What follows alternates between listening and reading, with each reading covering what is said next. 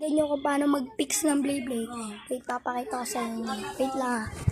Wait, papakita ko sa inyo. Una, kung paano i-fix alam mo na. Belial.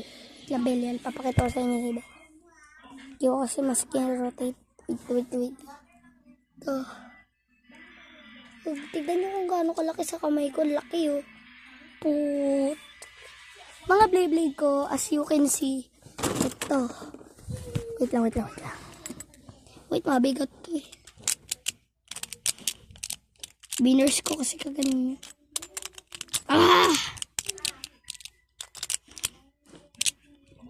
Yan.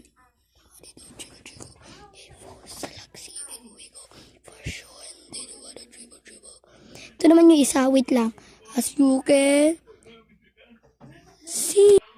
Ito rin yung isa kong Beyblade na orange.